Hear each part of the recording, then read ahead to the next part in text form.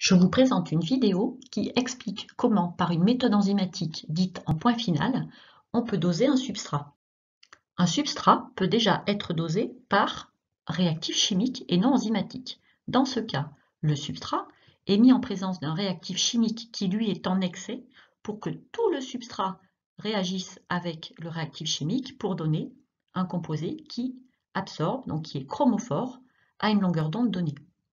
Donc, par exemple, des protéines réagissent avec le réactif du biurée versé en excès par rapport à la quantité de protéines, et donc il reste à la fin du chromophore, autant de chromophore qu'il y avait de protéines, et bien sûr du réactif en excès. Par conséquent, avec un réactif chimique, le nombre de substrats présents au départ est égal au nombre de chromophores apparus, car la réaction est totale et terminée.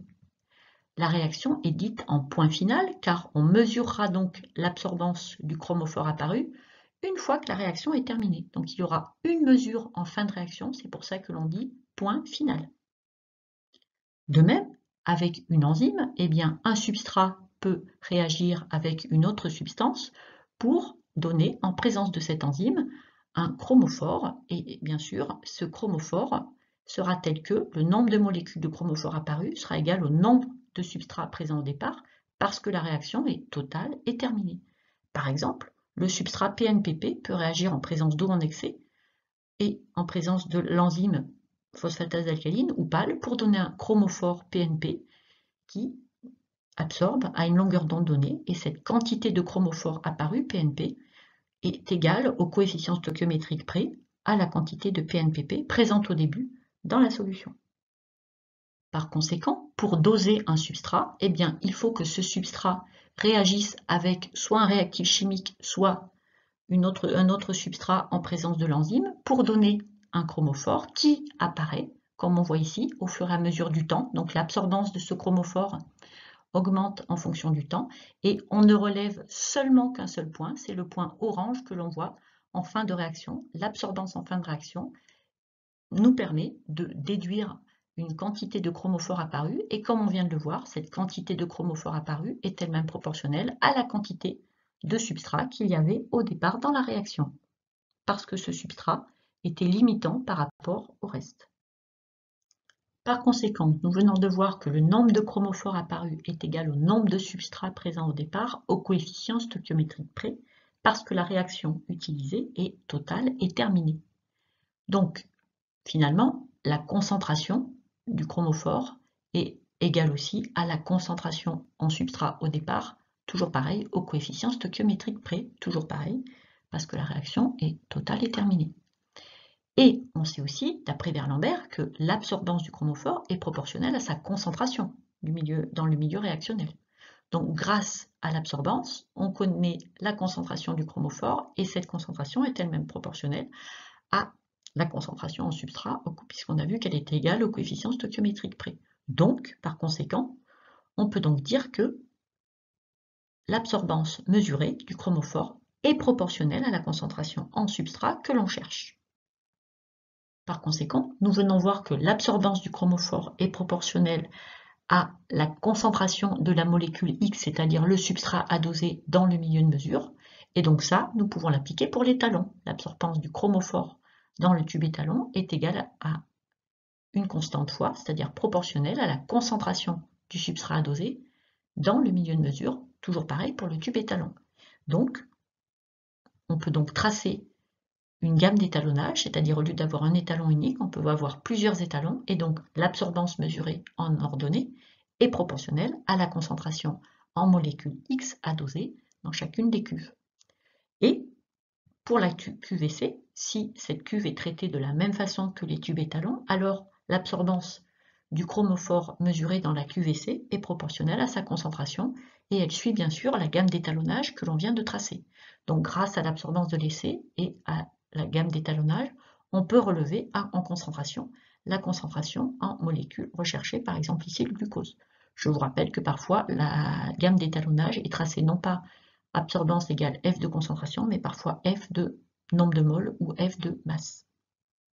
Comment procède-t-on pour doser un substrat qui n'est pas impliqué dans une réaction qui libère un chromophore? C'est le cas ici. Le glucose que l'on dose est utilisé par la glucose oxydase et il n'y a pas de chromophore dans cette réaction. Mais on voit que H2O2 produit est réutilisé dans la réaction 2 qui, elle, entraîne la libération d'un chromophore.